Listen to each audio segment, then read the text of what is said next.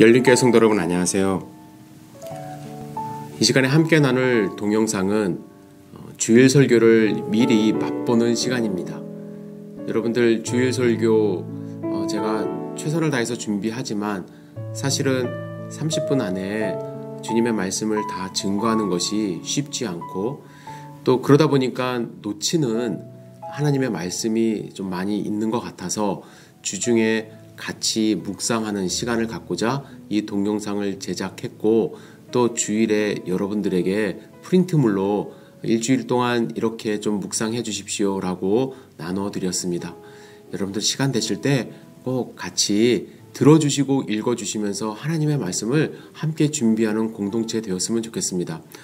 오늘 함께 나눌 말씀은 베드로전서 3장 13절에서 22절 말씀입니다. 천천히 같이 읽도록 하겠습니다. 또 너희가 열심으로 선을 행하면 누가 너희를 해하리요. 그러나 의를 위하여 고난을 받으면 복 있는 자니 그들이 두려워하는 것을 두려워하지 말고 근심하지 말고 너희 마음에 그리스도를 주로 삼아 거룩하게 하고 너희 속에 있는 소망에 관한 이유를 묻는 자에게는 대답할 것을 항상 준비하되 온유와 두려움으로 하고 선한 양심을 가지라. 이는 그리스도 안에 있는 너희의 선행을 욕하는 자들로 그 비방하는 일에 부끄러움을 당하게 하려 함이라. 선을 행함으로 고난받는 것이 하나님의 뜻일진데 악을 행함으로 고난받는 것보다 나으니라. 그리스도께서도 단번에 죄를 위하여 죽으사 의인으로서 불의한 자를 대신하셨으니 이는 우리를 하나님 앞으로 인도하려 하심이라. 육체로는 죽임을 당하시고 영으로는 살리심을 받으셨으니 그가 또한 영으로 가서 옥에 있는 영들에게 선포하시니라. 그들은 전에 노아의 날 방주를 준비할 동안 하나님이 오래 참고 기다리실 때에 복종하지 아니하던 자들이라. 방주에서 물로 말미암아 구원을 얻은 자가 몇 명뿐이니 겨우 8명이라. 물은 예수 그리스도께서 부활하심으로 말미암아 이제 너희를 구원하는 편이 곧 침례라. 이는 육체의 더러운 것을 제하여 버림이 아니요 하나님을 향한 선한 양심의 간군이라. 그는 하늘에 오르사 하나님 우편에 계시니 천사들과 권세들과 능력들이 그에게 복종하느니라. 아멘. 오늘 본문 13절부터 한 절씩 다시 한번 읽어보도록 하겠습니다. 또 너희가 열심으로 선을 행하면 누가 너희를 해하리요. 세상 사람들은 선을 행하는 사람들을 해하지 않습니다. 자기에게 이익이 되기 때문에 그렇죠. 그래서 우리가 열심으로 선을 행할 때에 해함을 받지 않는다고 전제를 합니다. 하지만 의를 위하여 고난을 받을 수도 있다라고 이야기를 합니다. 선을 행하면 자기들에게 이익이 돼서 고난을 주지 않지만 의를 행하면 하나님의 말씀을 선포하고 예수 그리스도의 의를 위하여 우리가 살아가면 그렇지 않은 사람들은 우리를 적대시하게 됩니다. 왜? 본인들은 마음에 찔리니까. 자기들의 잘못된 삶을 우리를 통해서 드러날 수밖에 없기 때문에 우리는 오히려 고난을 받을 수가 있습니다. 여러분들, 예수님의 말씀을 마음 가운데 새기고 정직하게 최선을 다해서 하나님의 말씀을 증거하며 살아가면 분명히 여러분들 고난을 받을 수밖에 없습니다. 그러나 사도 베드로는 그것이 바로 복이 있다라고 말씀을 합니다. 그리고 15절에 보면 너희 마음에 그리스도를 주로 삼아 거룩하게 하고 너희 속에 있는 소망에 관한 이유를 묻는 자에게는 대답할 것을 항상 준비하되 온유와 두려움으로 하고. 여러분, 우리가 의로 말미암아 고난을 받을지라도 살아갈 수 있는 이유는 예수 그리스도가 우리의 주인 되기 때문에 그렇습니다. 예수님이 부활하셔서 지금 하늘에서 우리를 위하여 간구하고 계시는 그 사실을 믿고 있기 때문에 우리는 예수님 때문에 거룩한 삶을 살 수 있게 되는 것이죠. 그래서 사람들이 묻습니다. 아니, 당신은 이렇게 고난받고 힘든 세상 속에서 어떻게 그 소망을 가지고 살아갈 수 있느냐? 특별히 초대교회 성도님들, 내일 당장 죽을지도 모르는 그 상황 속에서 아니 무엇 때문에 그런 소망을 갖고 살아가느냐라고 물을 때 사도 베드로는 부탁합니다. 항상 마음에 온유함과 두려움으로 대답할 그 대답을 갖고 살라. 여러분들 권면해드리고 싶어요. 누군가가 여러분에게 왜 교회 다니냐, 왜 하나님 믿냐, 왜 예수님 믿냐 라고 물을 때 여러분들은 무엇이라고 대답하겠습니까?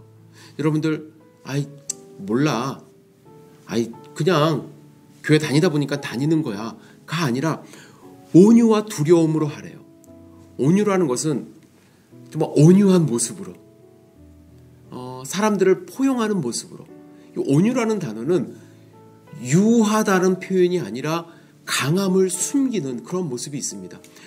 나는 강하지만 야생마가 주인에게 고삐가 딱 붙들렸듯이 순종하는 모습이 온유거든요. 예수님도 강하지만 순종하셨어요. 사도들도 강하지만 순종했습니다. 우리도 순종하는 모습으로, 온유한 모습으로 그 대답을 갖고 있으라고 말을 하고, 이 두려움은 무엇에 대한 두려움일까요? 하나님에 대한 두려움.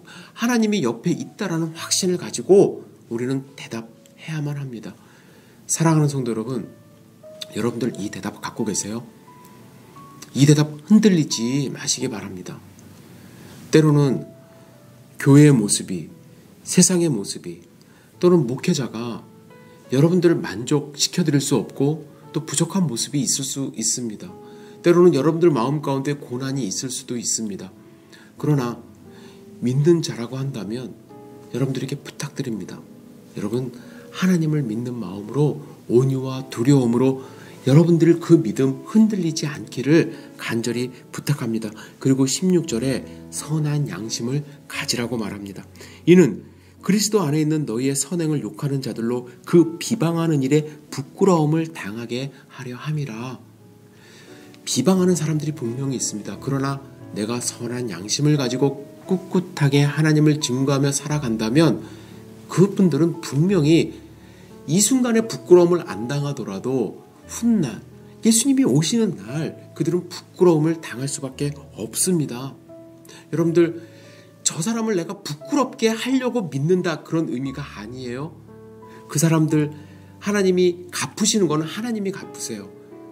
그러나 우리 마음 가운데 내가 갚아야지 하지 말라는 뜻입니다. 그들은 하나님이 부끄럽게 하실 것이기 때문에 나는 최선을 다해서 하나님을 섬기는 마음으로 선한 양심을 갖고 살라고 이야기합니다. 17절에 선을 행함으로 고난받는 것이 하나님의 뜻이다 이렇게 이야기를 합니다. 하나님은 선한, 여러분 세상 살면서 고난 없이 살면 얼마나 좋을까요? 그죠?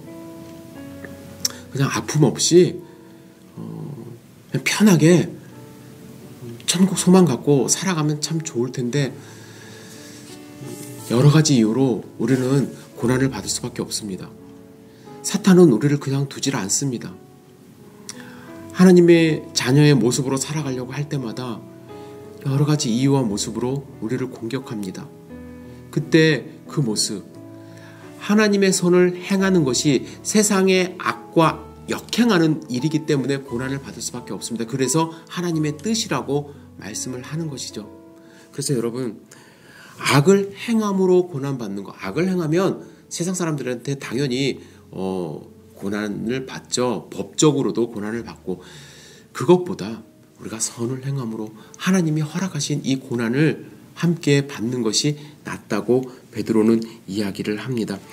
예수님에 대한 이야기가 18절에 또 나옵니다.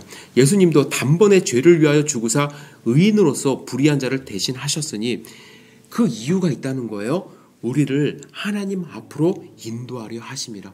다른 이유가 아니라 여러분과 저를 하나님 앞으로 인도하시려고 예수님은 죽으셨어요. 의인으로서 죽으셨어요. 그래서 여러분, 내가 당하는 고통이 있다고 한다면 여러분 참으세요. 참으셔야 돼요. 제가 감히 그런 말씀, 여러분들 힘드시기 때문에 제가 그런 말씀 드릴 수 없지만 함께 참으셨으면 좋겠어요. 함께 이 시기를 지나서 정말 하나님이 우리에게 허락하신 축복을 누렸으면 좋겠다는 말씀을 여러분께 드리고 싶습니다. 그리고 19절에 보면 그가 또한 영으로 가서 옥에 있는 영들에게 선포하시니라고 말씀합니다.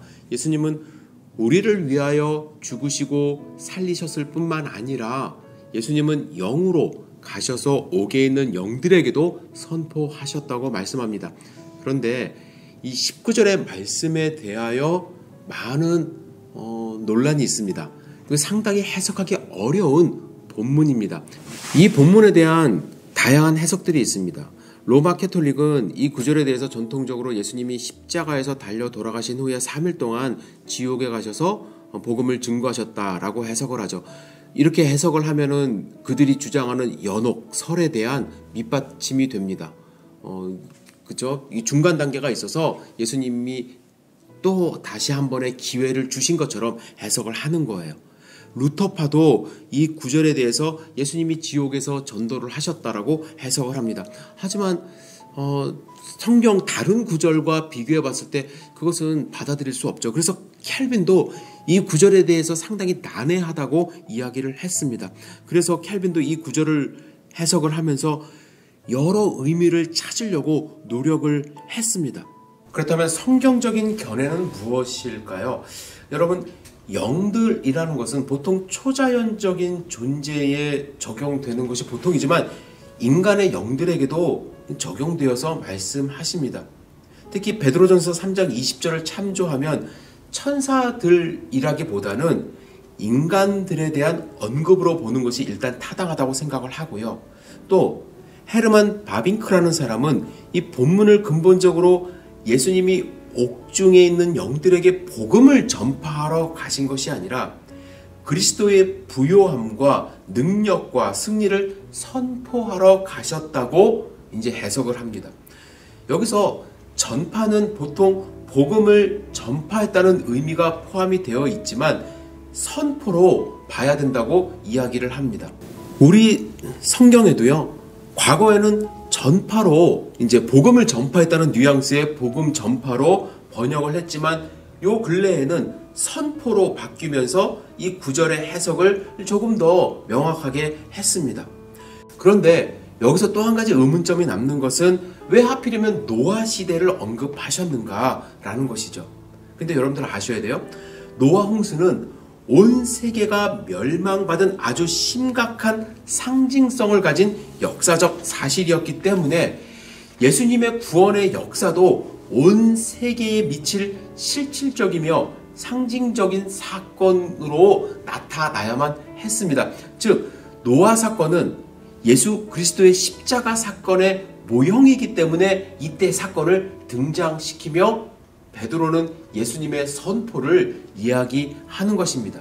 사실 이 구절에서 베드로가 강조하려고 하는 것은 옥에 있는 영들에게 예수님이 무언가를 선포했다, 그들을 구원하려고 했다는 것이 아니라 예수님의 부활하심을 그들에게 선언하시면서 예수님만이 참 주인 되시고 주님 되심을 강조하는 것에 있습니다. 세상에 심판받는 사람은 많고 구원받는 사람은 결코 많지 않습니다. 노아 시대도 마찬가지입니다. 가족 8명 외에는 구원받지 못했습니다. 그죠? 지금도 마찬가지예요. 악인들이 더 형통하고 있는 듯 세상은 온통 하나님보다 세속적, 물질적 풍요를 더 즐기고 있습니다. 이때에 베드로는 우리에게 하나님의 말씀을 통해서 예수 그리스도만이 참 주인이시고 부활하신 하나님 되심을 선언하고 있음을 이야기하는 것입니다. 그때 있는 사람들에게, 그때 죽은 사람들에게 가셔서 봐라, 하나님이 참 하나님이시고 예수 그리스도가 참 주인 되심을 선포하는 그 모습을 보여주고 있는 것입니다. 저는 오늘 본문을 통해서 사실은 해석하기 어렵고 또 적용하기 쉽지 않은 본문임을 고백합니다. 그러나 이 본문에서 이 땅 가운데서 우리가 살아가야 되는 그리스도인으로서의 모습을 보여주고 있다고 저는 확신합니다. 사랑하는 성도 여러분, 여러분들 힘들고 어렵지만 지금 이 순간에 하나님을 바라보시며 예수 그리스도만이 우리의 주인 되심을 다시 한번 고백하시고 선을 행함으로써 예수 그리스도를 드러내는 삶 사시기를 다시 한번 부탁드립니다. 그리고 주일의 말씀을 기대하시면서 또한 한 주간 사시기를 주님의 이름으로 부탁드립니다. 감사합니다.